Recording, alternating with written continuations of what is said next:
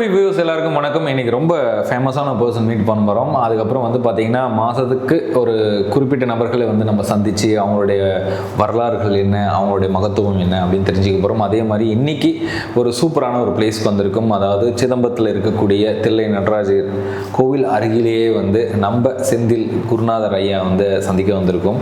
So ஞான குருநாதர் அப்படின்னு சொல்லலாம். ஸோ அவர் நிறைய விஷயங்கள் நாடி ஜோதிடர்கள் மூலயமா வந்து அவர் நாடி பார்த்து உங்கள் வாழ்க்கையில் நடக்கக்கூடிய எல்லா விஷயங்களும் வந்து கணித்து தரார். உள்ளூரில் இருக்கவங்க வந்து வெளிநாடுகளில் இருக்கவங்க அவர் நிறைய பிரயாணங்கள்லாம் போயிட்டு வந்திருக்கார். ஸோ அந்த மாதிரியான ஒரு சிறப்பு மிக்க ஒரு பர்சன் தான் சந்திக்க வந்திருக்கோம். அவருடைய அனுபவங்கள் வந்து நமக்கு என்ன மாதிரி பகிர்ந்துக்கிறார் அப்படின்றத நம்ம கேட்டு தெரிஞ்சுக்க போகிறோம். வாங்க போய் கேட்கலாம். வணக்கம் சார். வணக்கம். வணக்கம். எப்படி இருக்கீங்க? நல்லா இருப்பேன் ஐயா. இறைவனுடைய அருளால், நடராஜருடைய அருளால் இங்கே எல்லாரும் நல்லா இருப்பாங்க. காரணம் என்னன்னாக்க, இங்கு ஆனந்த தாண்டவம், இறைவன் இங்கு மட்டும்தான் ஆனந்த தாண்டவமாக இங்கே நடம்புகிறார். இங்கே ஆனந்த தாண்டவம் அம்பாளுக்காக இங்கே சபையில் வந்து நாட்டியம் ஆடுனதுனால இங்கே எல்லாரும் வரக்கூடியவர்கள் நன்மையை அனுபவிக்கணும் அப்படிங்கிறதுக்காகத்தான் இங்கே சித்தர்களும் மற்ற யோகிகளும் இங்கே வந்து இறைவனை புகழ்ந்து பாடி இங்கே சபையை நல்லபடியாக நடந்துகிட்டு இருக்காங்க. ஓகே. இப்போ நீங்கள் வந்து இந்த நாடி ஜோதிடம் வந்து பார்த்தீங்கன்னா வெளியே நிறைய பேர்கிட்ட கேட்டோம். நீங்கள் வந்து பரம்பரையாக வந்து நீங்கள் சொல்லிட்டு இருக்கிறதா சொன்னாங்க. எப்போத்துலேருந்து அப்பா படிச்சுன்னா தாத்தாவும் அந்த மாதிரி இருந்தாருங்களா? நம்ம வந்து பரம்பரையான ஒரு தொழில் இது தொழில் அப்படிங்கிறது ஒரு பக்கம் இப்போது தொழிலாக மாறிடுச்சு. பட் இது ஒரு சேவையாக நாங்கள் ராஜாக்கள் காலத்திலிருந்து இதை செஞ்சுக்கிட்டு வந்தோம். பரம்பரையான தொழில் இது வந்து அப்பா வந்து அதாவது 60 ஆண்டுகளாக அப்பா பார்த்தாங்க. நான் கற்றுக்கிட்டது மாமா கிட்ட கற்றுக்கிட்டேன். எங்கள் மாமா தான் எனக்கு குருநாதர். ஓகே. எங்கள் மாமாவுக்கு எங்கள் அப்பா குருநாதர். இப்போ எங்கள் மாமா ஒரு தீர்க்கதரிசி மாதிரி பல விஷயங்களை கற்றுக்கிட்டாரு. எங்கள் அப்பா அதேமாரி ரொம்ப தீர்க்கதரிசமான ஒரு சிலது.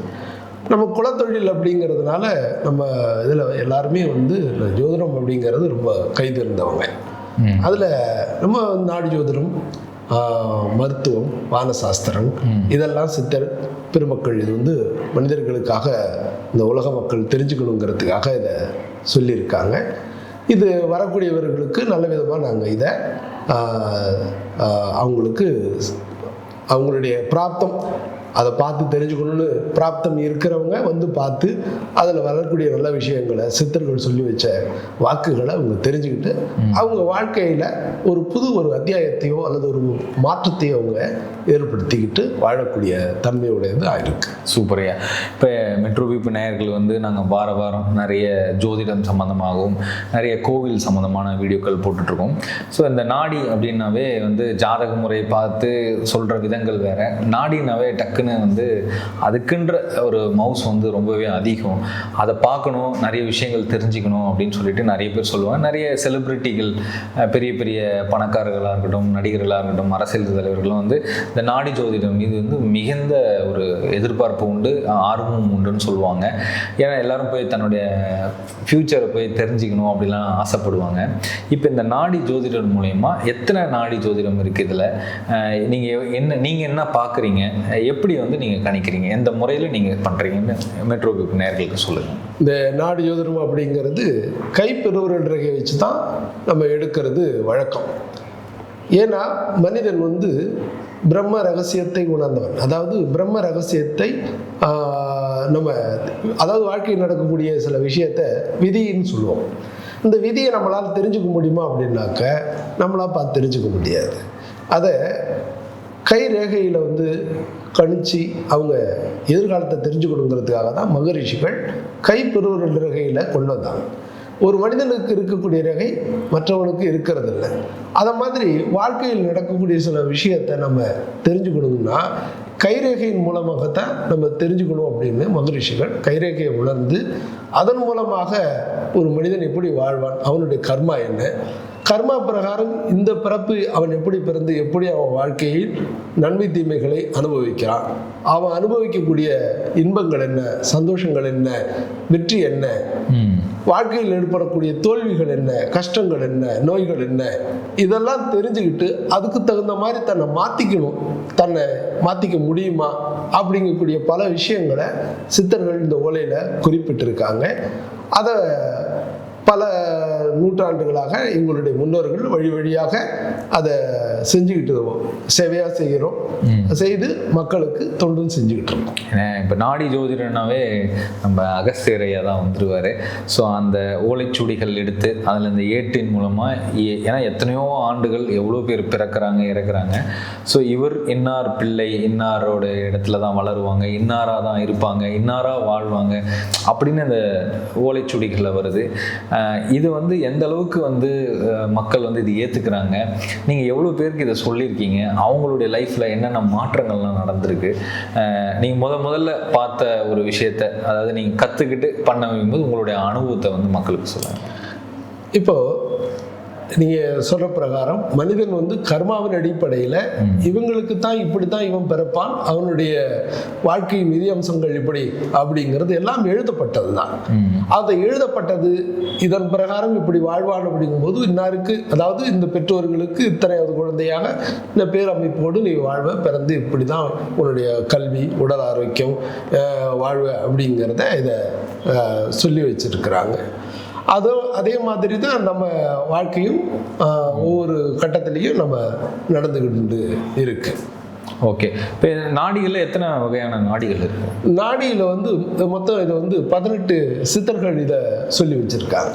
இந்த 18 மகரிஷிகள்னு சொல்லுவாங்க. நாடி, வானசாஸ்திரம், மருத்துவம், யோக சாஸ்திரங்கள் இப்படி சொல்லி வச்சிருக்காங்க. அதில் குறிப்பாக 7 ரிஷிகள், சப்த ரிஷிகள்னு சொல்லுவாங்க. இந்த 7 ரிஷிகள் வந்து அதில் நாடி ஜோதிடத்தை, ஜோதிட சாஸ்திரங்களை இதில் சொல்லி வச்சிருக்கிறாங்க. அதில் அகத்தியர் வந்து குருமுனிவர் குருநாதராக இருக்கக்கூடியதுனால நம்ம அகத்தியரை அதிகமாக பின்பற்றுறோம். சித்தர்களில் முதன்மையானவராக இருக்கிறதுனால நம்ம அகத்தியரை பின்பற்றுறோம். அகத்தியர் நாடி, சிவநாடி, காகபுஜண்டர் நாடி, பிருகு நாடி, இப்படி நாடிகள் மகரிஷிகளால் எழுதப்பட்ட நாடிகள் இங்கே இருக்கு. ஓகே, இப்போ நீங்கள் பார்க்குறது என்ன வகையான நாடியை வந்து பார்த்துட்டு? இப்போ நம்ம மெயினாக பார்க்கறது வந்து, முதன்மையாக பார்க்கறது வந்து அகத்தியர் நாடியும் பிருகு மகரிஷியால் எழுதப்பட்ட நாடியும் முதன்மையாக பார்த்துக்கிட்டு இருக்கீங்க. இப்போ இந்த நாடி பார்க்க வராங்க இல்லைங்களா, அதுக்கு ஏதாவது அவங்க வந்து இந்த மாதிரி முறையில் வந்தால் தான் அவங்களுக்கு, இப்போ சில பேர் ஓலை இல்லை உங்களுக்கு கிடைக்கல அப்படின்னு சொல்கிறாங்க, சில பேருக்கு வந்து இருக்குது சொல்கிறாங்க. இந்த கிடைக்காதவங்க போது அது என்ன காரணத்தால அவங்களுக்கு கிடைக்கல, இல்லை உண்மையே ஓலை இல்லைங்களா, இல்லை வந்து எந்த மாதிரி முறையில் சொல்கிறேன்? முதல்ல வரக்கூடியவங்க அவங்களுடைய பெருவரல் ரேகை கொண்டு அவங்களுக்கு ஓலை இருக்கா இல்லையாங்கிறத நாங்கள் பார்ப்போம், தேடி பார்ப்போம். ஓலை இருந்ததுன்னா உடனே அவங்களுக்கு படித்து அவங்களுடைய வாழ்க்கையில் நடக்கக்கூடிய விஷயத்தை நம்ம சொல்லுவோம். ஓலை கிடைக்கலன்னா எங்கே இருக்குது அப்படிங்கிறத தேடி எடுப்போம். அப்படி இல்லைன்னா சிலருக்கு தேடி கிடைக்காம கூட போகலாம். இதுக்கு ஒரு விதத்தில் கர்மான்னு தான் சொல்ல முடியும். ஏன்னா அவனுடைய நம்மகிட்டே எங்ககிட்டே பார்த்தவங்க ஒரு 10 இடத்துக்கு போயிடும், சாமி கிடைக்கல எனக்கு ஓலை அப்படின்னு சொல்கிறவங்களும் இருக்காங்க. இங்கே பார்த்து உடனே கிடைக்கிறவங்களும் இருக்காங்க. சில 2-3 டைம் வந்துட்டு அதுக்கப்புறம் தேடி எடுத்து அவங்களுக்கு கிடைச்சி அவங்களுடைய பலனை தெரிஞ்சுக்கிறவங்களும் இருக்கிறாங்க. நாடி அப்படின்னா இந்த எந்த காலத்தில் அதை நாடி தெரிஞ்சுக்க முடியுமோ அப்போ தான் தெரிஞ்சுக்க முடியும். ஸோ அதுக்கான நேரம் வரும்போது தான் அது கிடைக்கும். நேரம் இருக்கணும் நம்மளுடைய, அதுதான் தலையெழுத்து, விதி கர்மம். அந்த கர்மா இருந்தால் தான் அதை பார்த்து தெரிந்துக்க முடியும். ஒருவேளை அந்த சூட்சமத்தை தெரிஞ்சிக்காமல் இருக்கிறதுக்காக கூட கிடைக்காம இருக்கும் அப்படின்னு எடுத்துக்கலாமா? அப்படின்னு சொல்லலாம். கர்மா விதி பிரகாரம் அவன் அதை தெரிஞ்சுக்கக்கூடிய சந்தர்ப்பங்கள், வாய்ப்புகள் இல்லாமல் கூட போயிடும். ஓகே, இப்போ நீங்கள் வந்து இவ்வளோ வருடங்களாக பார்க்குறீங்க, சரி உங்கள் மாமா கிட்டேருந்து கற்றுக்கிட்டு கிட்டத்தட்ட நீங்கள் 1998 ஆரம்பிச்சிங்களா? நான் வந்து 1998 இந்த நாடி வந்து படிக்கிறேன். அதில் வந்து பெரும்பகுதி வந்து வெளிநாடுகளுக்கு போகிறது என்னுடைய பயணம். மலேசியா, சிங்கப்பூர், மற்ற யூரோப் சைடில் போயிருக்கேன், ஜெர்மன், பிரான்ஸ், இந்த மாதிரியான நாடுகளுக்கும் போயிருக்கேன்.